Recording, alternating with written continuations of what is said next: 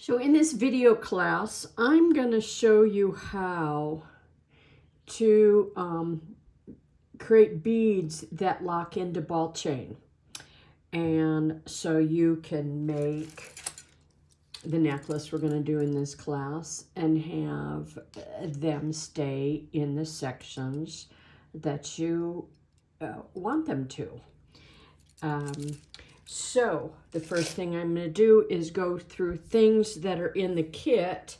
So if you purchase the kit, the link is in the description. So if you are not purchasing the kit, these are the things that you would want to also supply. And then I will be going through the tools that are not in your kit and that you do need to supply. So first off, I'm starting with what's in the kit. The kit will have colored 3mm ball chain with its matching connector.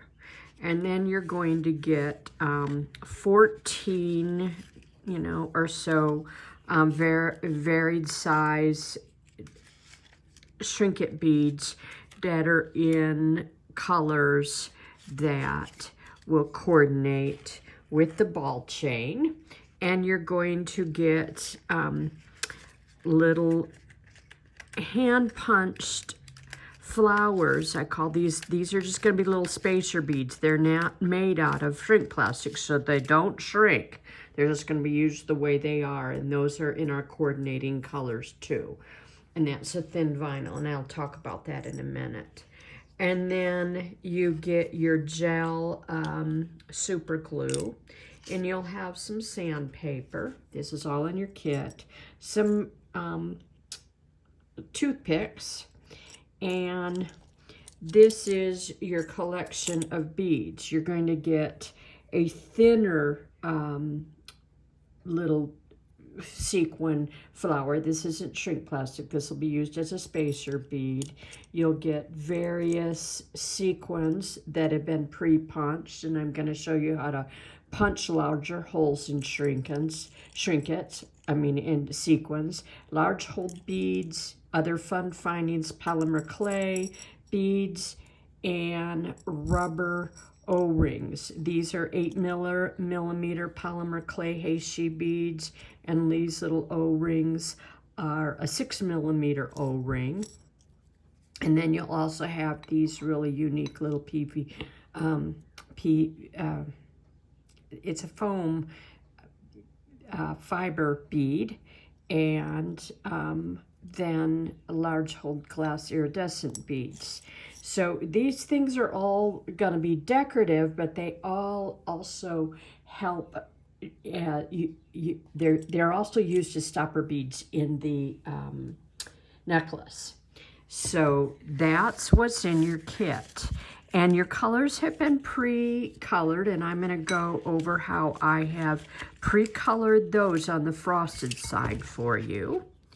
So that's your kit. Now, let's go over the items that you need to supply. You're going to need, everybody needs to supply this, whether you have the kit or not. This is the purple or orchid color larger domed mold. And then you're going to need, I'm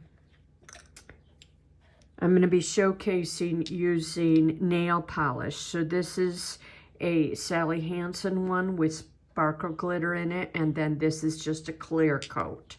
So it'll be nice to have those. You can get those usually at the dollar store or Walmart or whatever. You probably have some around the house. And then you're going to need your heat gun to heat your beads. And then I'm going to be adding Posca colors and to the beads. And these are in the, I usually go for the 0.7mm, the fine tip on those, because you can't color large surfaces with the Posca. So a broader tip doesn't work because the paint on large surfaces with the Posca just pops off with the heat gun. So then you may want some pliers just in case you need to wiggle and adjust your beads a bit. And then I haven't included in your kit, I did not include this in your kit, but I'm also going to show how to use E6000 glue on this too. So I have glue options on this. So that's what you need to supply for this kit. One addition to the list is your, you'll see me showing you how to do it with the sequins, but if you have a long reach hole punch, you can also use it to punch larger holes in your polymer clay beads if you're having trouble getting those on. Now I'm going to discuss some of the unique features of this kit that went into preparing it. And first of all, I'm going to talk about the pre-colored shrink plastic. So I colored the frosted side using tint spray paints. I don't have one right here, but I'm just showing the brands I used. Krylon makes a stained glass spray paint, and this is one of my favorite brands. It's called Design Masters, and they make a brand that's called Just for Flowers, and it's transparent and it comes in a wonderful array of colors. More colors. I like their colors better than I like the Krylon because they have a larger variety. And when I sprayed, I may have taken, because it's very hard to spray evenly, so, and get a perfectly even surface. And also I like a variegated look. So I'll mist about 12 inches away and only go over it about once. You want your colors really light because they darken up very fast. And then I'll mist it with another color in that color family. And I can get nice varied colors. So that's how I made these. And then I used punches to punch them out, the punches. Or you can use your Sizzix with the wonderful die options that I have, and the thin metal dies, and I carry a lot on those sites. And then the holes I cut out with a long reach hole punch, and I also sell these on my website, and you'll link to my website on the description because the class kit links you to my website, and that's easy to do. So that was how I colored the shrink plastic, and I did the frosted side because I wanted the shiny side to be able to do my Poscas on. But with the spray paint, you can do the shiny or the frosted side, but if you do the shiny side with the spray paint, you will get a rather matte surface, so you will have two sanded matte surfaces and not a shiny side anymore. But that's the beauty of the spray paints, is they adhere to this glossy side. So enough about that. Now let's talk about this handmade sequins. I punched those out using thin metal dies. And this is one of them I used. I do not carry these. These are a Stamen style. This is from my private collection. And I used those to cut these thin ones. And then regular punches to punch the thicker ones. Let's talk about the grade of this. This thinner is like a 0.2 millimeter iridescent sequin paper, but what this probably really is referred to as cellophane wrap, and you can get that on Amazon. So it's basically cellophane paper, iridescent cellophane for the thin ones, and the thin ones are really fun to play with and pretty durable. Now this one is 0.04, and it's called it's 0.04. That's the thickness, and it's referred to as sequin paper or, you know, iridescent vinyl paper for crafts. And this comes in a lot of color, and it's thicker. And just to let you know, these are not shrink papers. These do not shrink down. They just make wonderful flexible spacer beads. And for this, we need flexibility. So those were the two things that I wanted to talk about in how I'm approaching this piece. We're using a lot of flexible components to hold it together.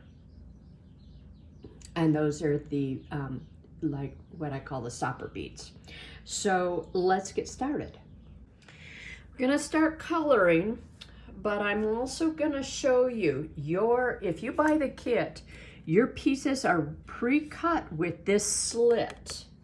But I'm gonna show you how that slit is done. If you're doing this yourself, you've punched your bead, you found your center, you've used your 1/8 inch hole punch to punch a hole in the center. And now, I'll just draw a line with a pencil. You're gonna be cutting a line down here. That is, I don't know if you can see that, so I'm gonna come in on that. That is about a 1/16 of an inch wide. It's about the width of the thickness of shrink plastic when it's shrunk down. And so I don't really measure it. I just kind of eyeball it, and you can see I drew those lines. So I cut one line there, and then just to the side of it, I cut another line. And don't worry too much if you're not quite straight, because shrinking will, you can see that that's not like perfectly perpendicular. The important thing is that you have this kind of cut line on your beads. And then I'm going to show you that this is what this class is all about, is how to create these so that they slip onto the ball chain, and that we're going to use components and hand forming to make them stay. So the first thing we're going to do is color our beads, and there's about 14 or so of them, and I'm not going to show you coloring them all. I'm going to color a few because you've got many videos of mine to look at to see how I do that. I'm just going to do a couple of them just so you get the idea. We're ready to color, and we're going to be coloring on the shiny side. And also, you can use markers, regular markers, Sharpies if you want to on this, and Sharpies and felt tip markers work on the shiny side. So you can use those, and you can also use your colored pencils or stencils or inks on these. I'm going to be showcasing it with the Poscas, and I'm not going to be doing all 14 of them. I'm just going to do a few of them here for you to get the idea, and then just go ahead and do them. So I'm on the shiny side, and that's what I like about the Poscas. They will adhere, and we're using the 0.7 millimeter, and we're avoiding covering large surface areas because Poscas are acrylic inks, and heat guns were made to peel paint off of for remodels on, you know, old woodwork. So heat guns will peel large, broad areas of paint off, and so if you have large areas of paint on your shrink plastic, it will pop off. But somehow when it's thin like this, it kind of stubbornly doesn't come off, thank goodness. So it gives us the ability to do this. And I have a side over here that I can make a side piece of paper that I can make a puddle of my Posca marker. Whoops, I got that a little crooked. Quickly clean that up before it dries. The Poscas dry pretty quickly.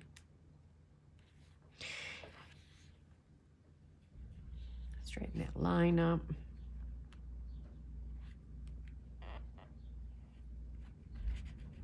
Yipes. Decided just to wipe that all off. There. And do it right. There we go.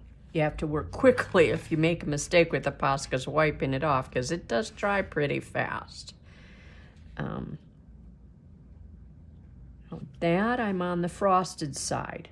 I'm going to show you working on both sides, putting a little design on both sides, but do let your colors dry while working back and forth, because you can easily smear. I'm smearing constantly and I just hate it, so just be a little mindful.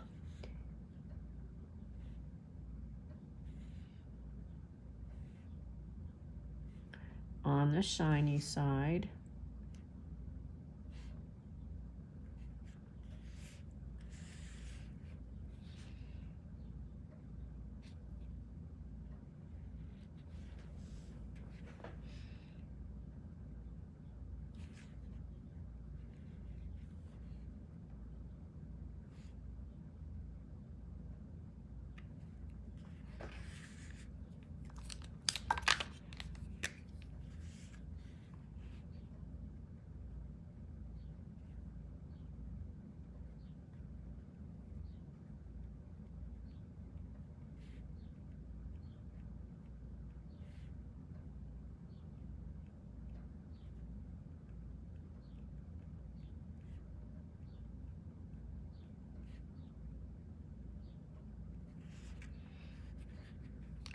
Checking to see if that's dry before I flip it over.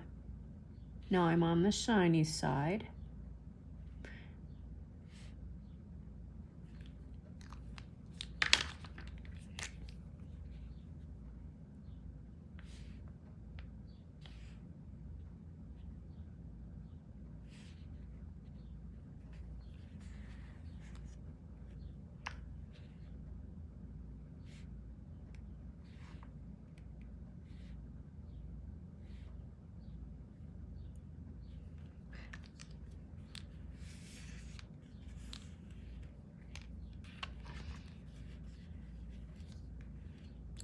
A little paint there. You got to be very careful.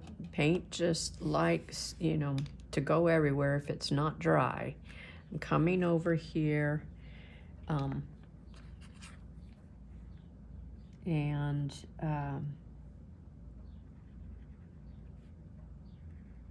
I'm on the frosted side here. So this will give a wonderful depth to our pieces.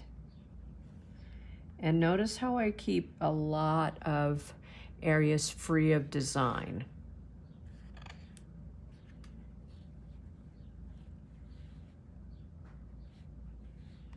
What do I want to do? Here, here, here, here.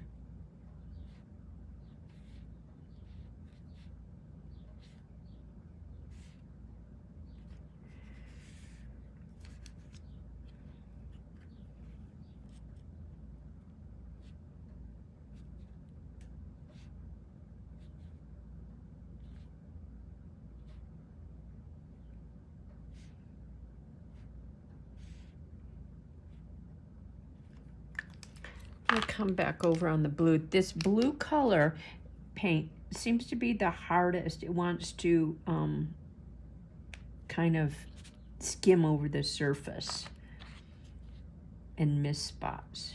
It's hardest to get down evenly.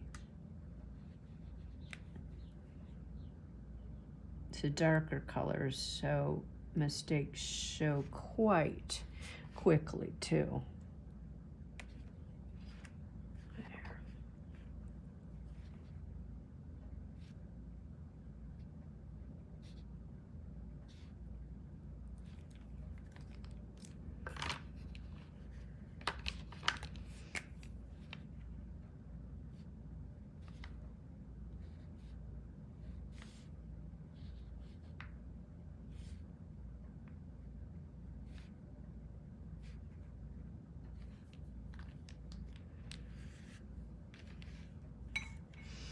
So I want to introduce a little black on this.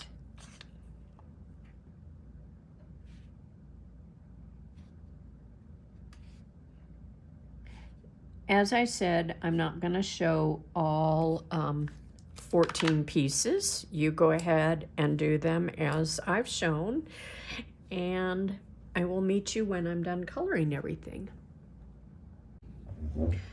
I'm done with my designs, and I'll take a still shot of this so that you can see them, and just spend some time looking at them if there's anything you want to mimic. And now we're going to go into the shrinking process. So I've included 3 bonus pieces for you to use at random. So you had 14 in the still shot, and then that gives us 15, 16, 17. These are just bonus pieces, and you will see them in your kit. It's time to shrink, and this is going to be shrinking and then hand adjusting. All of these are going to be shrunk, this is my choice, with the shiny side facing down in the mold. And we're using the orchid purple mold.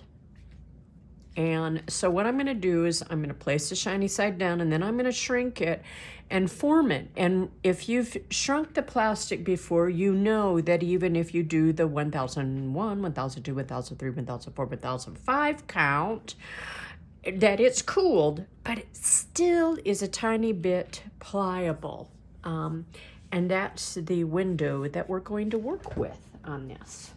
So let's get started. I'm gonna heat around the perimeter of the bead with my heat gun about a ½ inch from the surface. I like you to go straight down, but I'm off to an angle so that you can see it shrink out at the perimeter with my feet. At the beginning, always keep your heat gun at the perimeter. Each bead has its own kind of way of shrinking. Okay, we're shrinking down, and with that little slit in there, you see it often needs me to do a tiny bit of adjusting to get it in the mold, and then I come 1001, 1002, 1003, 1004, 1005. That's a fast count. I'm over here, I take it off, and right here is that window that I'm talking about. See how I'm able to just squeeze this so I have just the tiniest of slit here, and the idea is to create that ability to slide it on into there, much like the stopper does. Now you'll notice there's a little gap, and we're going to right here where it might want to slip out, we're going to deal with that in assembly. So that's the goal we're hoping for. Now, if you do close that up, you're like, oh, I closed it up and I can't get my little bead through there. I mean, I can't get the chain through there. It's okay, because then you can take sandpaper, and that's what the sandpaper is for, to open up any little gap. You want a tight, snug fit, much like the tight, snug fit. We're mimicking this. Okay, we're totally mimicking that on our ball chain connector. So I'm going to do a couple more. I'm not going to do them all because you'll get the hang of it outside at the perimeter. And if you've heated it up and you formed it and it doesn't move, don't force it, just heat it a little more. Okay, so here I'm watching, look how the petals are a little overlapped there. I'm coming in there. That hardly needs any forming. I've got that tiny pliable moment there, and I'm right there with that tiny slit. And if that's too tight, if you've made it too wide and your ball chain is falling right off, you do need to reheat it to close it off, okay? To make it tighter. The smaller the bead, the faster it cools. So I'm going to work very quickly on this. And with that slit in there, we do have, this one hardly needs any forming at all. And there, I'm holding it. There, see that? Just gentle. Straighten out any wonkiness of it that may have happened. And I'm doing the large one. Smaller ones you have to work faster with, outside of the perimeter.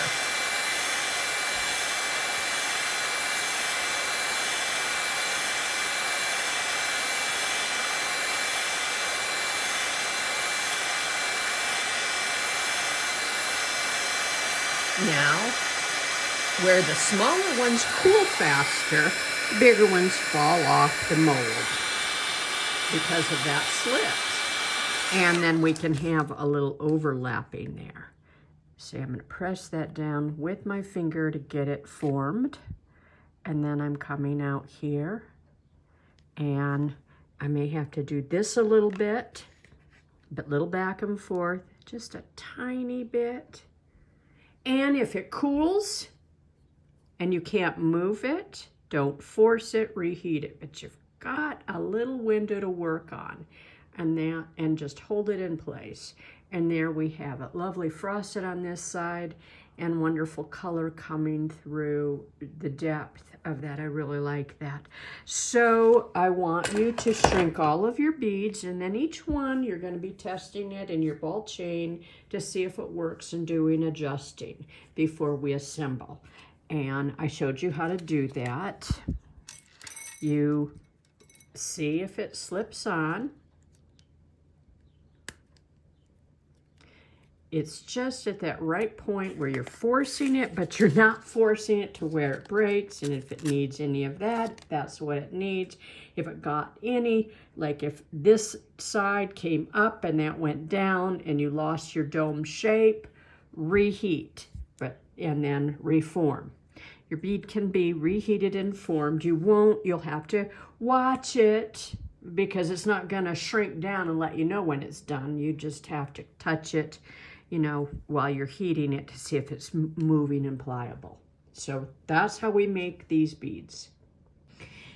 So I'm going to show you one that I've messed up on purpose. It's kind of wonky and I didn't get this closed in time and it fused. So I'm going to show you how to reheat. So I'm placing it in the mold, and it doesn't need to have the glide pin on it. I'm going to heat it up for about 14 seconds. 1001, 1002, 1003, 1004, 1005, 1006, 1007, 1008, 1009, 1010. I think it's pliable enough. So I'm coming in here and just quickly doming it. And then while it's still warm, I'm going to do two things. I also decided to shrink this on the frosted side. This is fused, so while it's still warm, not when it's brittle, I used scissors and snipped that apart, pressed it down, reformed it with my fingers, and I still have some pliability. And I could open up that hole. And then I can, now it's cool. Make sure it's totally cool, and I can sand off any rough spots. I did want to show you that on several of them, I did decide to go frosted because I thought it would add some character to the piece. So here are my pieces. And next, I'm going to show you layout and assembly. I'm ready to assemble, and just one quick thing that I wanted to go over is if you did not purchase the kit and you want to know about the sequins and how I punched larger holes in the sequins. I did it with this hole punch. I put it in the hole punch and checked that I'm lined up and punched. And this is where I said you might want pliers because that can get stuck on there. Pliers will take it off, or if you take your fingers and press down like that, you can get it off. This one's a little more difficult. It's not difficult to punch, it just is difficult to get off the hole punch. Squeeze it, and then take your pliers, and if it bends like this, just give it its shape back.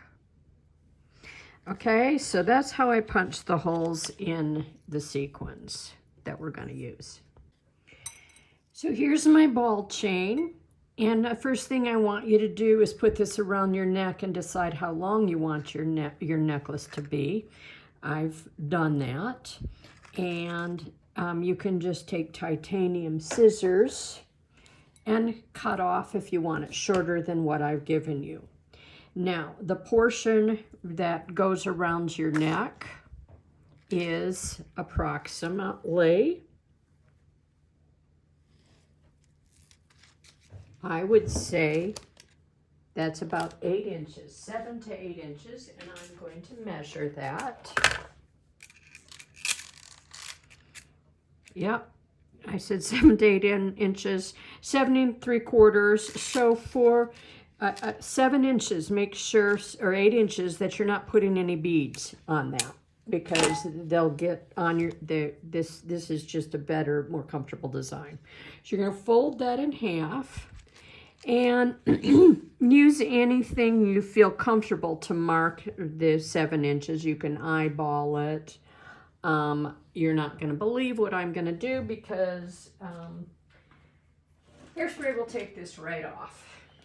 I'm gonna take, if I put this on here and then go, after I'm all done, and spray it with hairspray, and while it'll dissolve the Sharpie.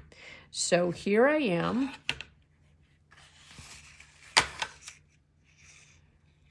And I'm gonna put 3 marks on this. I'm gonna mark at about 8 on these 2 ball chains, knowing that I don't want any design above there. And then I'm gonna mark the center with this. And when I'm all done, I can get those marks off. This isn't gonna be a bead this isn't gonna be a necklace that has a focal point, a focal bead. In fact, the drape, where it drapes,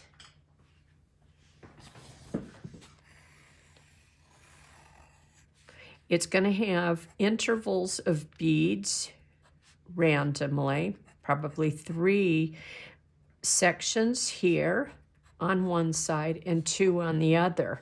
And in this area here, this is the bottom of the necklace, and this is the top, where we have our 8 inches here and here. There's not going to be anything. And then our bottom center, there's not going to be a focal bead, because what we're going to be doing is the beads are gonna go with their bells cupping this way down. They're not gonna be balanced right across from each other. They're going to be random. So I've laid mine out, and I'm gonna put my big one down to a three sequence here. And then I'm going to put a 2 sequence, and then another 2, I think I'll switch that out. And then, oh no, another 2 sequence. So that's what I'm going to pick for these. And over here, I'm going to do a 2 sequence, and let's see, a 3 sequence. I'm going to do a 3 sequence there. Let's switch these out so we've got nice color. And I'm going to switch this out there. So this is where you're playing with your color. okay? So these will be here up higher and about that far, and I'm going to be, this is my necklace, and these are my dots right here where I start my first sequence, or a little lower. I think I'm going to go a little lower. I'm going to start my first sequence here, put this one here, this one about right here, and this one about here. So let's measure that. We're approximately going to be putting things about 2 inches apart. Okay? So once again, I know I'm right in this region right here. Put my first 2 beads on right there. All right? And why this is important is you're starting down here and working your way up here, and starting over here and working your way up there. So I've marked where I'm going to put my first bead. It's right here. And so that means I've laid out my sequence of what's going on here. And the first thing I have to put it, I put my first pieces on first, because once I get these on, I can't get them off. And all of this is supposed to be, once I get the sequences on, there's no going back unless I take the whole thing apart. So we're coming down. Everything, all of these pieces are made to be flexible. I've selected beads. I've handmade them by cutting holes in sequins, by making these guys. It's all flexible material except for the shrink plastic and just 3 little glass beads. So we're coming down here, and we want this snug, we want this to be snug like this. This is exactly what we want. We want to be able to move it, but we want it snug. So I'm going all the way down here to that mark. There it is, right there, that mark. And I'm putting this right here. Now that's a nice stopper bead. Now next, I'm going to put this polymer clay bead, and the polymer clay bead is also flexible, and I've given you enough just in case these do break on you. And there's also a little trick. If they're a little tight, you can snip a little suture in there, or a little cut line to open it up a little bit more, because it's snug, okay? Once I get that first one on there, I have to cut that a little bit more. Once I get the first one on there, it goes. There.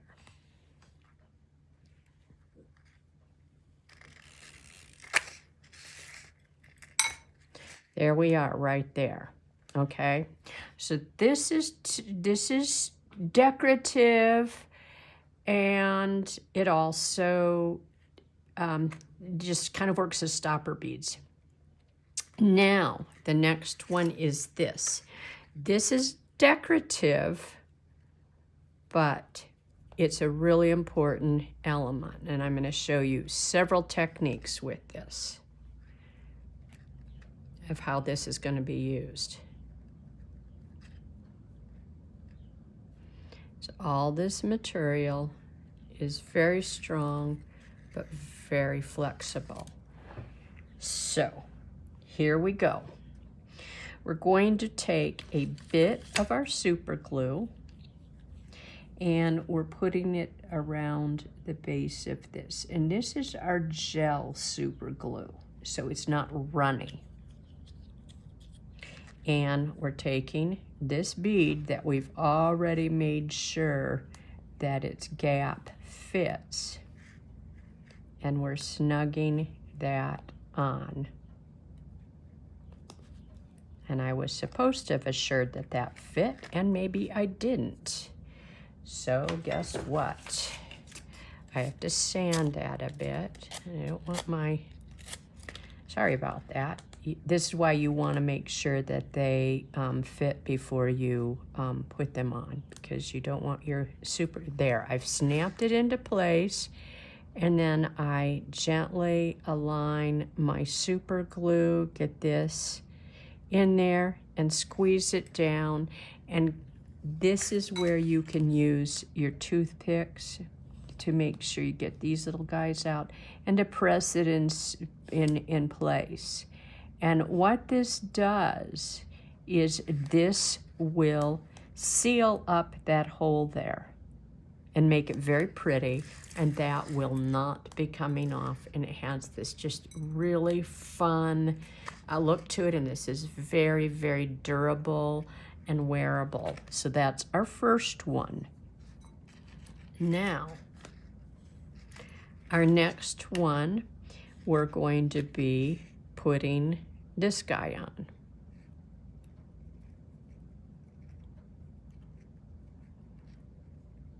And I'm doing it so that the cup, if this cups at all, it's towards me. So again, these, thank God, these are so flexible. Coming on down here, and here we are, and I want to double check that I can slip this one on. And I may need to do a little sanding. It's good. And then this one here, only our thin pieces are the ones that we use the super glue with.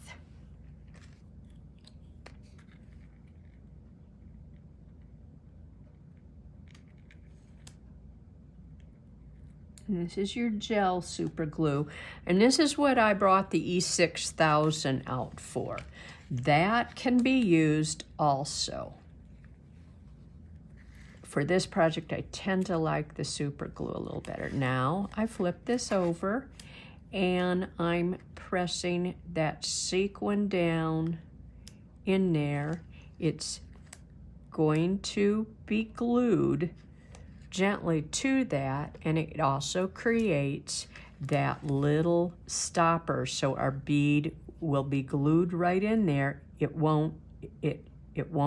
keeps it from coming out, and we've got this fun little look. It's pretty there, and it's pretty over here. So I'm gonna let that cure, and I'm gonna add some fun designs on top of that, making sure that's cured. Okay, next, I'm going to add this, and I'm gonna add an O-ring, and that will make it not go anywhere. The design, this decorative design element, the O-ring is really nice and tight.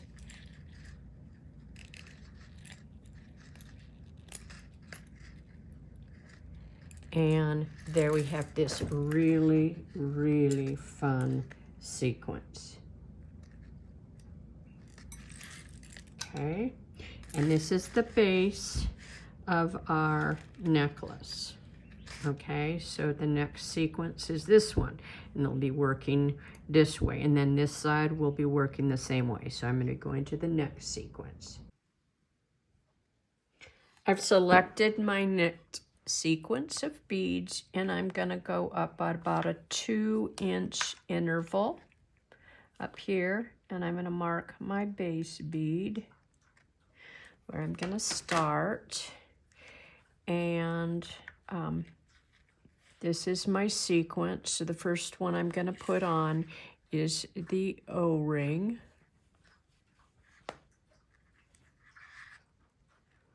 These are rubber O-rings.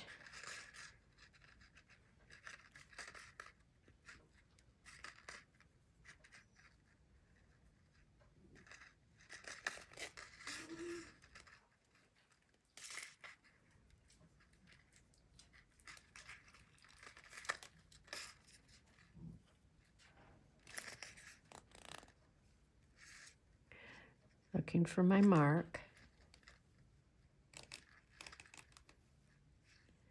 And we do want that snugness. Okay, there. And then the next one that I am going to put on is this green bead sequin. It's going to be my glue. And once again, I'm saying that these ones that get glued in here have to be very thin because there's only this much space in there, and the Shrinkit bead takes up the majority of it. That's why we cannot use the O-rings or anything snugged up. They just will slide back down. It's an impossible fit.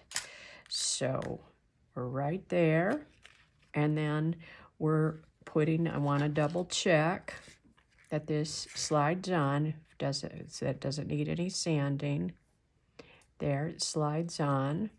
Want it, everything needs to have that nice snugness. So we're coming in with our super glue,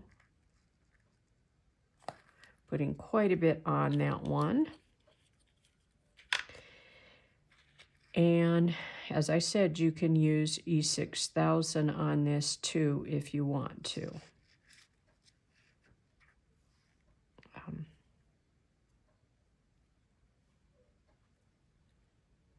Sliding in there and pressing this into place, holding it in, getting it up under that bead. See how it goes right under that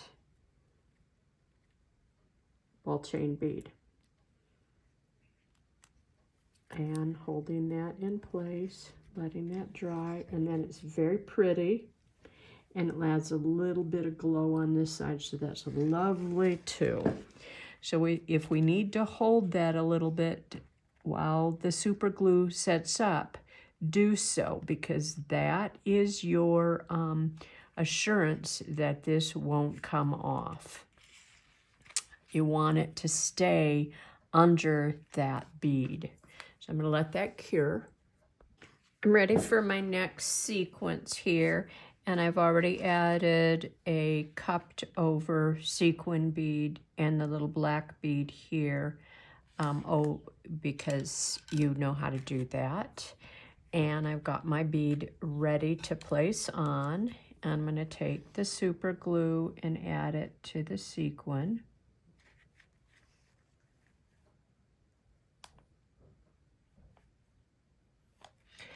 You could always do it this way too if you wanted. I just find it less messy to do it on the sequin, because this tends to have a lot of movement while we're struggling with it, and I don't like the glue to go everywhere, but I just showed you that you could do that. So we're sliding this on.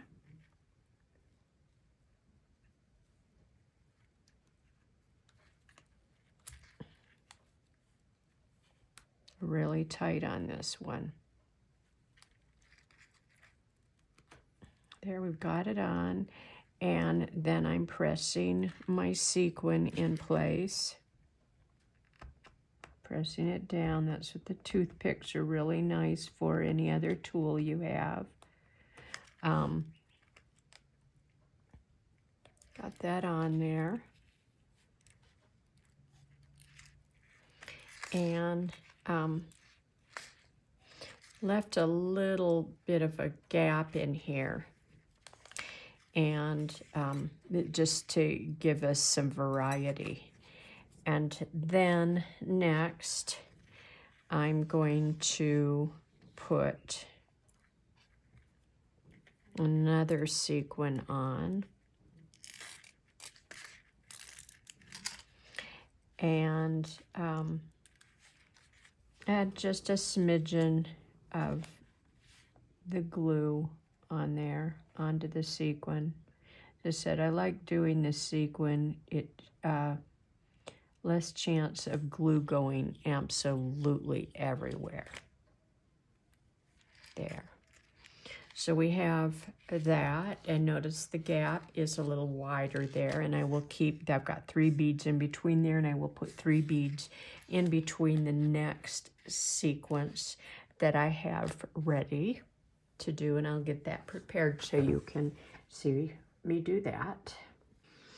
So I'm ready for the third one, and I left 3 beads in between here. I put an O-ring, and I put one of our larger, heavier sequins. I'm going to do something really fun.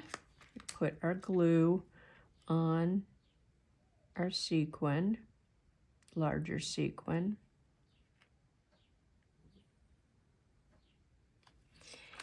And we're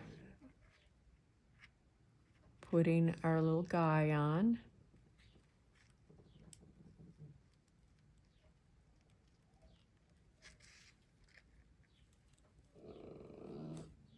There, slid on, and this is what I'm doing that's fun. I'm taking an offsetting, this is a 5-petal bead, and this is a 5-petal sequin, and notice how I offset it here. So these petals are, let's see, I thought I offset it there, that the petals are in between there, and then we have, I'm pressing with my fingers, and we have this glow happening. See, so that's fun. And then I'm going to add this one and this one and this one right up here. So this was our second sequence. Really cute, has movement. And if you find that your polymer clay beads are a little tight, they too can be punched. And then they'll slip on easier if you have a hole punch. My next sequence, and I had marked, this was at the bottom of it, that had been marked, and I put, my fingers are getting really dirty here from working.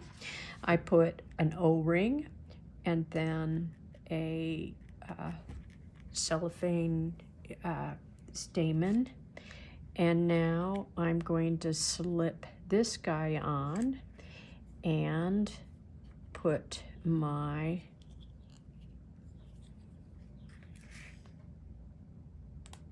super glue on.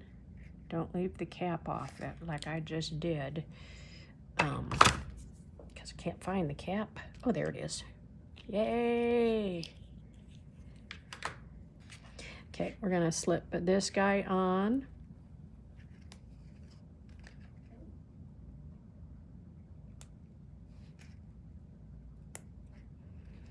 And then we're pressing our little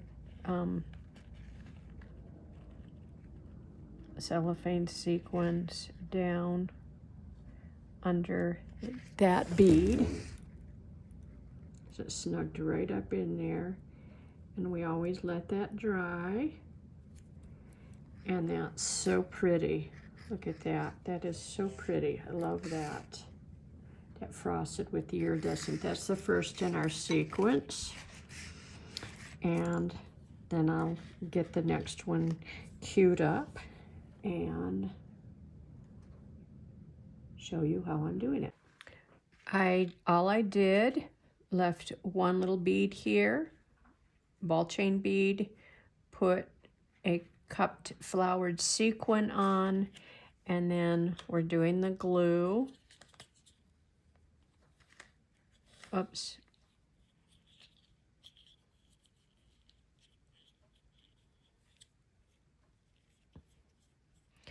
I want that fine tip nozzle, and there we go. Putting our glue on there.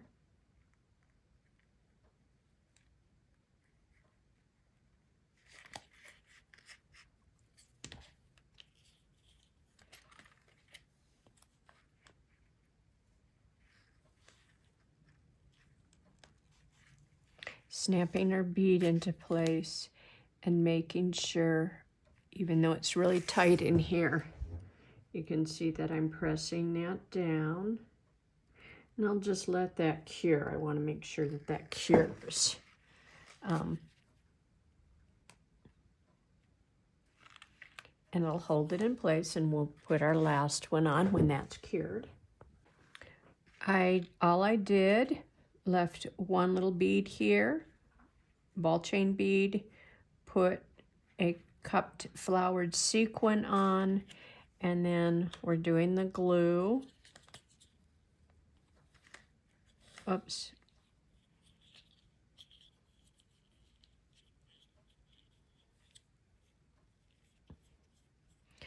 I want that fine tip nozzle, and there we go. Putting our glue on there.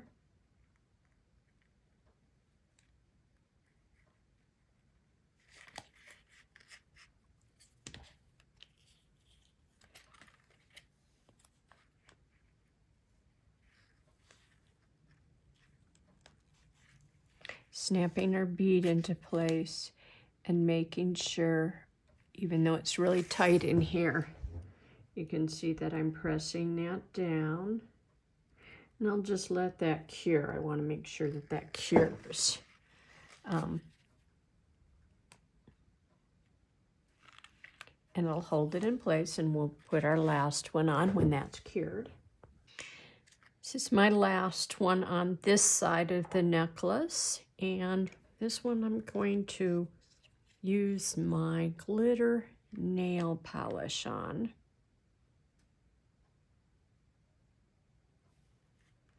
We'll be using this again.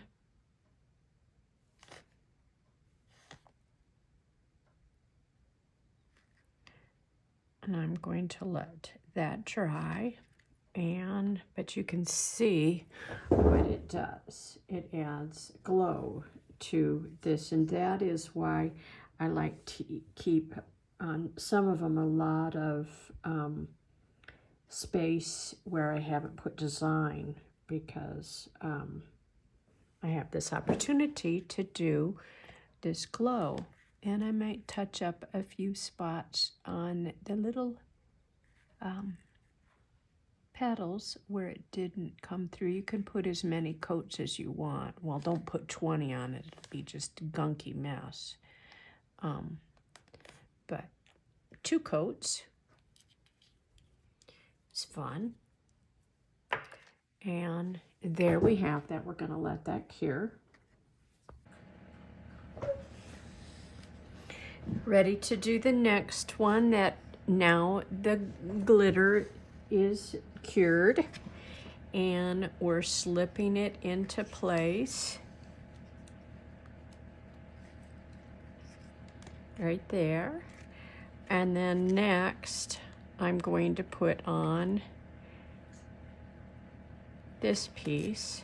So there's 2 ways that you can close off your gap here. And this is another one. You can put it on, you can put something decorative on the top. But it, once again, it has to be your thin piece.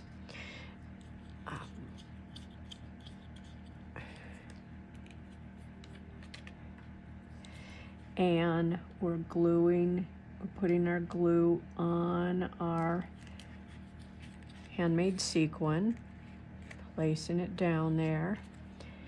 And then I'm going to put another one on with the cup going up. It gets bent out of shape here, but then it'll go back up.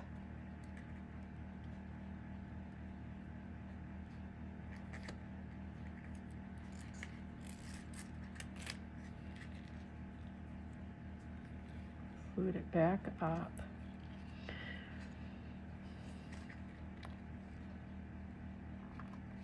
See if it'll fit under there too.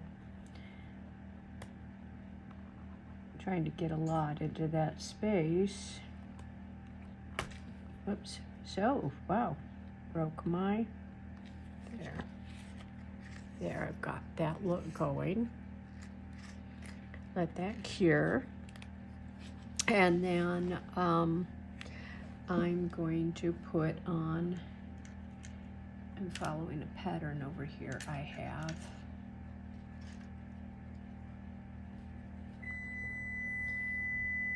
I think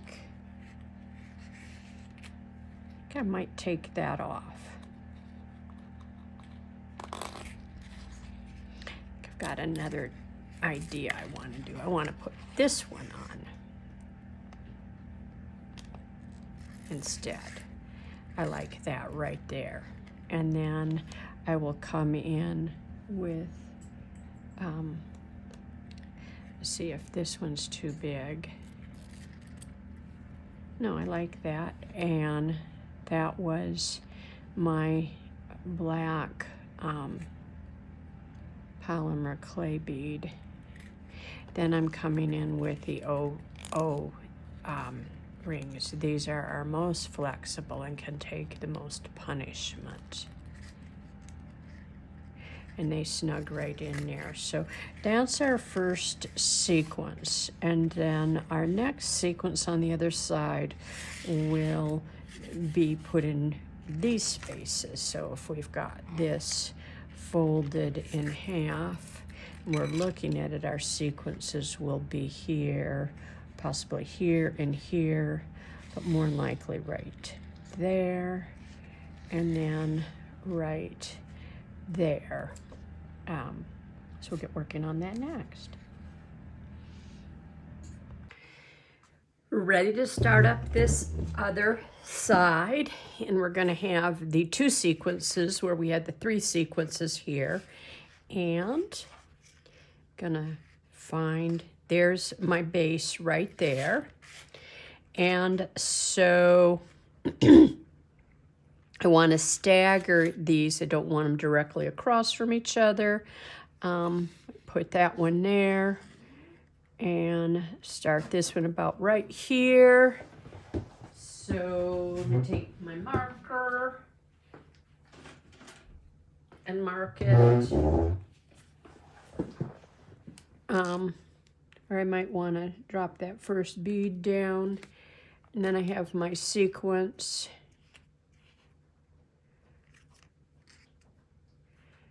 And the first one I'm gonna put on my stack and then show you. So I came in here with an O-ring and a polymer clay Heishi bead, and then I'm taking this piece here and I'm putting it on, and I'm gonna do something unique with how this is another way to keep our beads on the ball chain. You can take a tiny dab of super glue and put it in that crack and basically filling the crack. Actually, it's a very old metal smithing technique, hundreds of years old, how they repaired cracked metal pots, and they called that a tinker's dam because the tinker would come around in his wagon on his horse and his rattling pots, making tinkering sounds, and he would repair pots. And he would repair the pots by putting solder in filling that crack, and that was how we get that saying, I don't give a tinker's dam. If anybody's heard that, that's where we get that saying. Anyhow, I'm going to let that cure, and then I'm going to come in with some more designs, and I'll probably put this one on next with this one in between. So put this guy on.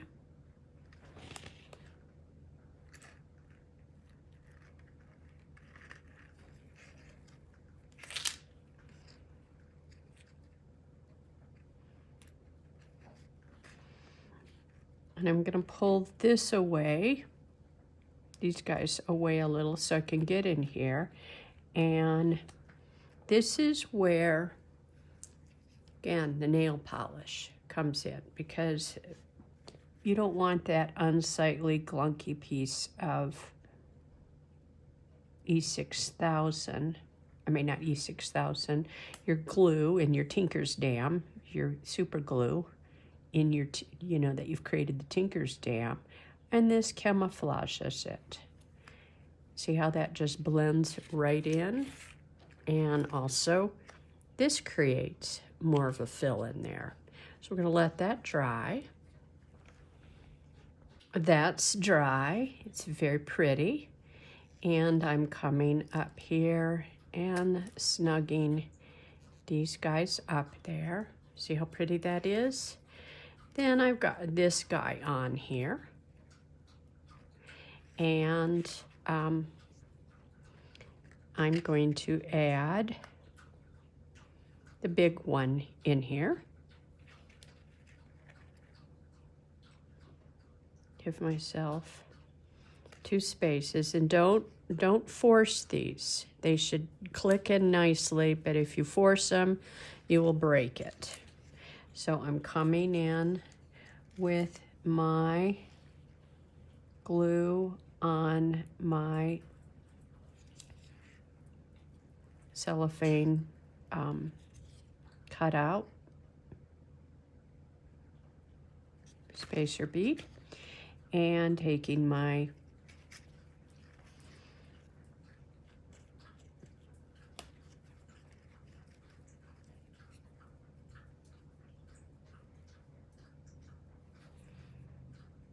toothpick, pressing it into place. And I've got this really pretty little component happening. And then I am next going to get this out of the way, because look, I'm getting glue everywhere. I'm going to put a black bead on. This is going to be more, this is an O-ring, and it's going to be more decorative.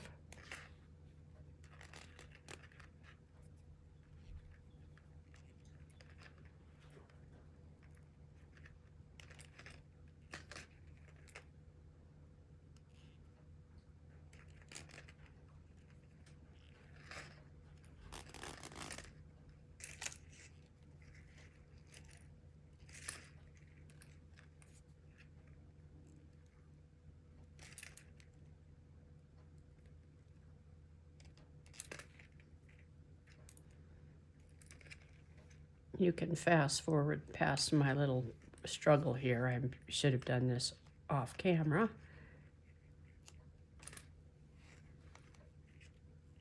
And as I've said, it should be a struggle. You want these to be tight on here. So I'm coming right there. And then I'm going to come in with this right here. Double check, make sure that I've got nice space there. Putting 2 beads, 2 ball chain beads in between, and slipping this on.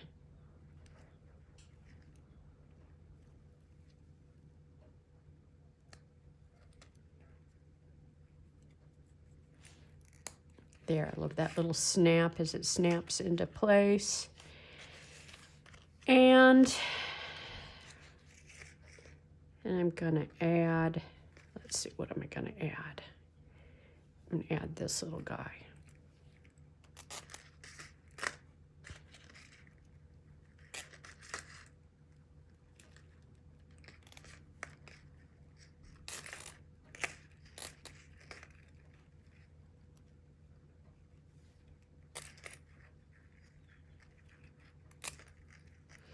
And I will be putting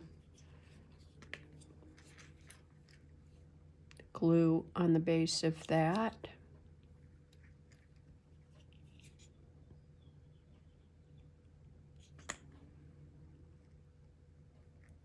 Pushing it down and letting it dry. And I'm going to drop this on. And this will have movement. This one here, it's okay. See how easily it goes on there? It can just have movement. If I don't want it to have movement, I can put a rubber O-ring on it. I'll think about that. I decided I wanted to put a little O-ring on that, so I went ahead and did that, and then I've marked where my next sequence will start, and these are the pieces that I will be using on that, and I will start to get the sequence on there. I've put an O-ring and a sequin, and I'm going to start with this. To decide which one I'm going to do. Start with this guy.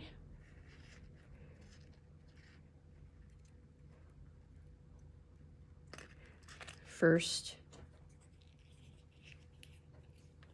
I'm going to add the E6, I keep calling it E6000, sorry guys, the super glue gel to the back of that. And slip our guy on.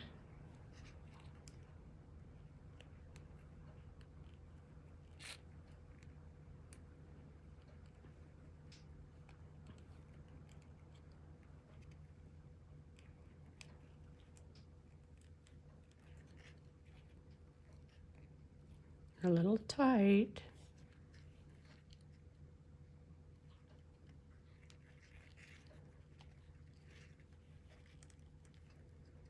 Might have to take it off and sand it.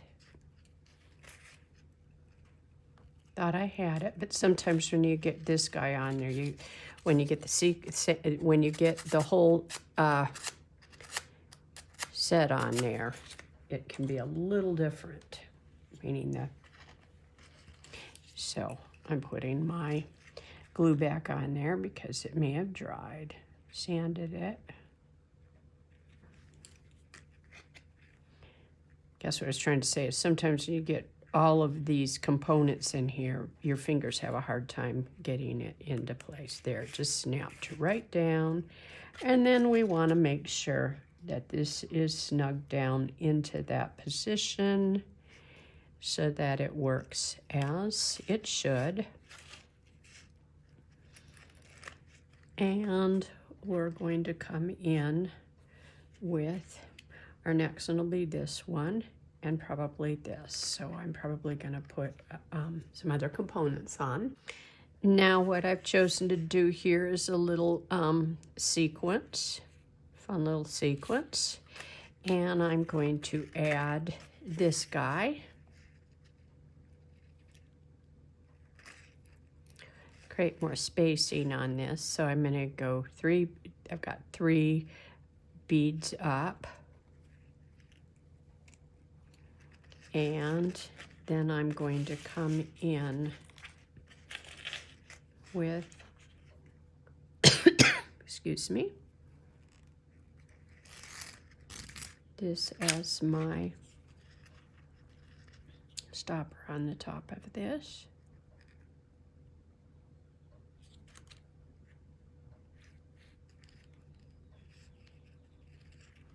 And see, that's really pretty that way. And then I'll probably come in with another O-ring. I'll show you what I'm going to do next after it's done. I added another sequin and an O-ring, and now I'm going to put this little guy on. See what looks good. I'm going to snug it down a little closer. This one here is rather irregular in its look.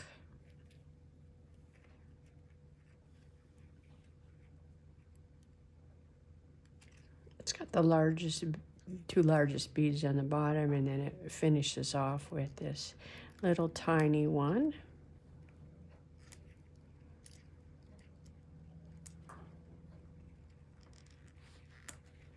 There, it's snapped into place, and we're using the Tinker's Dam.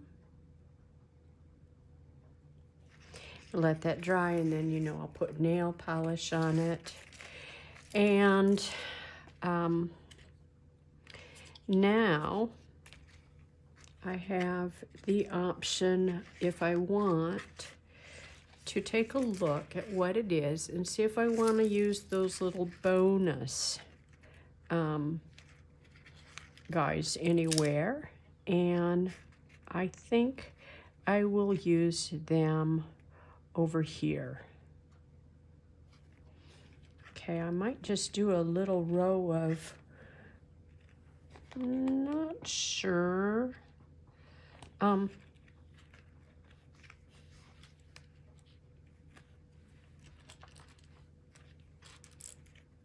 Put one on right here.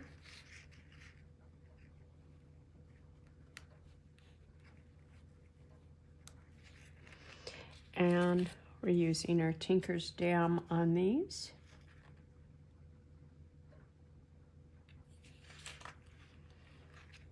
And then I think I'm going to come in with this. I'll show you. So what I did was added this one, and I added another one, and I put the little Tinker's Dam on it. Didn't think I needed to show you doing it because you've seen me do it several times. And I've let those cure, so I have 3 of them that need me to put some prettiness on them.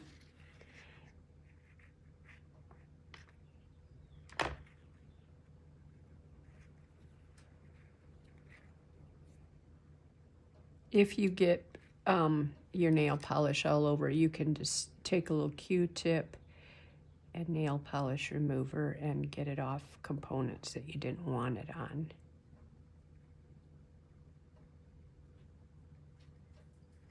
There. And then there was this one right here.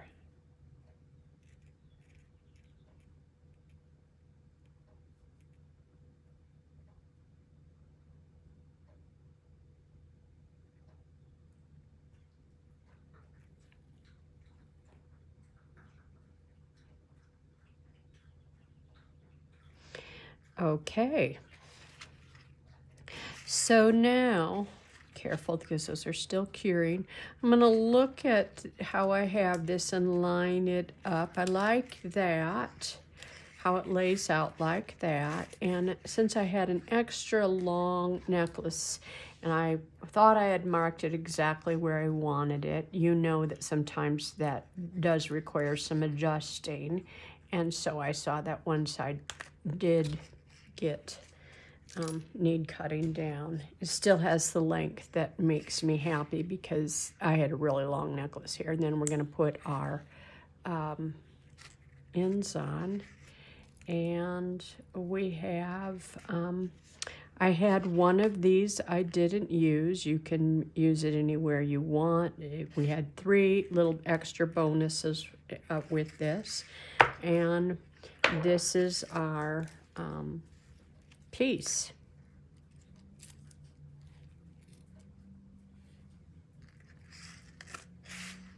So thanks for joining me.